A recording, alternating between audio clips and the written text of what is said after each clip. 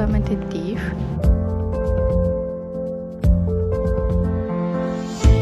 Non-fermentative gram-negative bacilli ialah satu grup kompleks dalam kumpulan gram-negatif dan mereka selalunya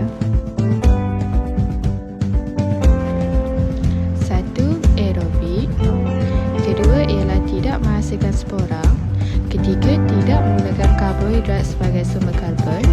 Keempat, mengurangkan karbon melalui proses metabolik secara oksidatif. Kelima, ubiquitous in nature.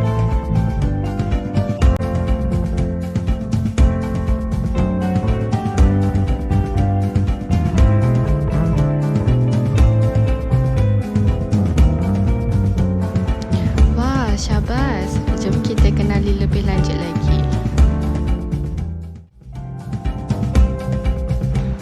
Sebelum itu, jom kita kenal jenis-jenis bakteria non-fermentative.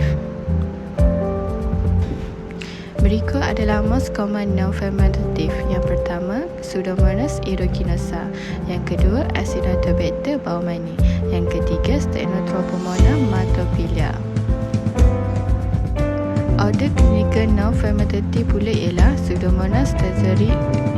Kedua, Burkholderia ciparia. Yang ketiga, Burkholderia pseudomallei.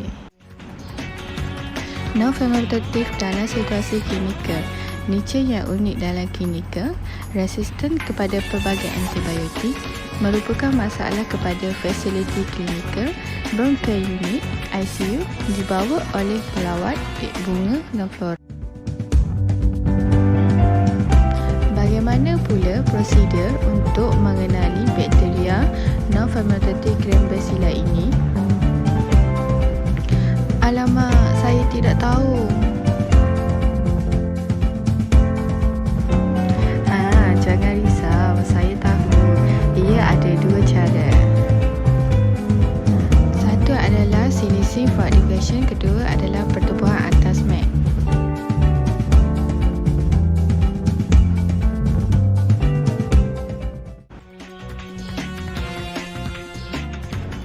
Berikut adalah senarai order clinically prevalent of non-fermentative gram-negative bacilli. Berikut adalah prosedur untuk kita kenal pasti bakteria non-fermentative.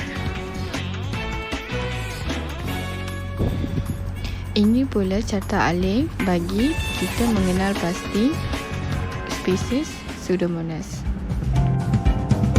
Ciri-ciri Pseudomonas aeruginosa iaitu most common. Yang pertama adalah most versatile berbanding Pseudomonas yang lain. Yang kedua ialah pathogen opportunistic. Yang ketiga adalah resisten kepada Sebelum kita kenal lebih lanjut Pseudomonas aeruginosa, jom kita tahu klasifikasinya. Domain ialah bakteria, phylum Protobacteria, kelas gamma Protobacteria, order Pseudomonadae, family Pseudomonadaceae, genus Pseudomonas, spesies Pseudomonas aeruginosa. Berikut adalah gambaran bagi Pseudomonas aeruginosa pada natural outcome. Dan ini pula gambaran mikroskopik bagi Pseudomonas aeruginosa, iaitu gram-negative bacilli yang akan kelihatan warna merah dan bentuk rod. Berikut adalah ciri-ciri Pseudomonas aeruginosa. Public anaerob, tumbuh pada hingga 6 hingga 240, optimum 37, dan ia akan menghasilkan pigment. Selain itu adalah ia merupakan oksigen positif, hujan OF glucose positif, induk MR, BP dan S2S ialah negatif. Kemudian ia merupakan pathogenesis dan immunity, resisten terhadap antibiotik, menyebabkan sistemik dan sistem kimia. Isolation and identification.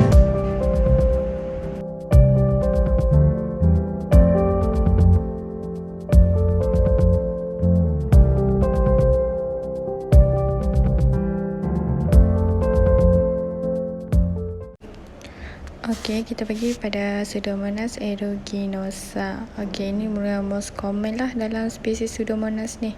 Okey, kita pergi kepada ciri-ciri dia. Okey, ia yang merupakan gram-negative bacilli Ia merupakan opportunity kali infect high risk individu. High risk individu ini adalah seperti cystic fibrosis, type 2 diabetes, chronic glomerulonephritis disease. Ini merupakan high risk individu lah.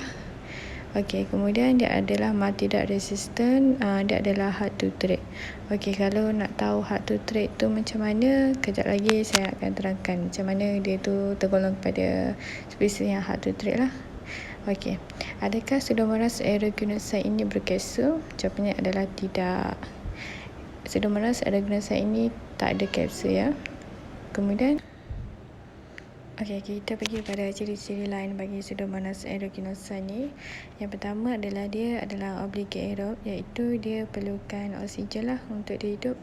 Yang kedua adalah dia tidak menghasilkan spora dan dia tidak menghasilkan non-plasmatic dalam media MAC. Yang ketiga adalah dia katalis secret oksigen dia adalah keputusannya positif. Okey, yang keempat dia punya flagellum, sebab tu dia motile lah. Okey, kemudian dia multi-drug inflate pumps ni yang dikaitkan dengan hard to treat tu yang saya cakap tadi. Dia ada inflate pump lah dekat membran luar dia yang berfungsi sebagai resistant terhadap pelbagai antibiotik tu. Kat membran luar dia tu lah. Sebab tu lah dia ni macam susah sikit nak dirawat. Kelebihan dia lah.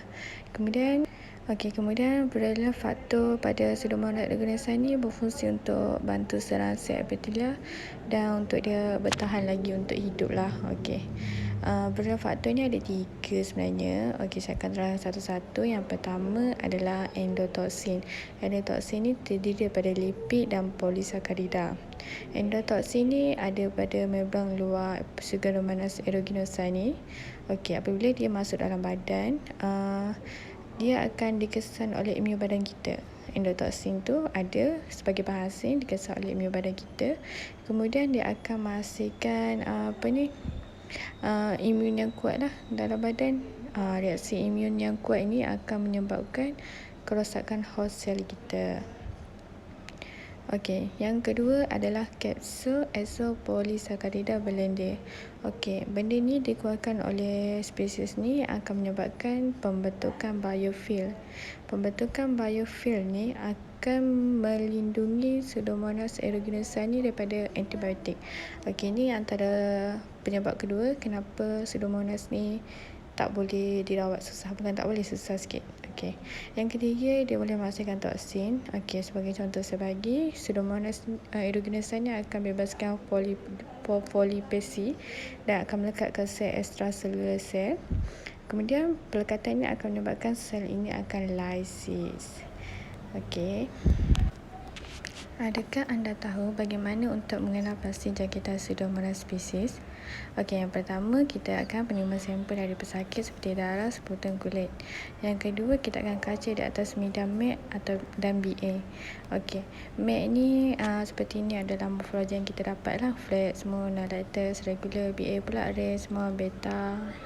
Kemudian kita akan buat pencelupan gram, kita gram negatif bacilli. Kemudian kita akan buat ujian biokimia, katalis positif, PP negatif, hemostatik positif, indol negatif, urease negatif, emak negatif, mortal. Setakat itu saja perkongsian daripada kami. Semoga dapat beri manfaat kepada semua. Terima kasih kerana menonton.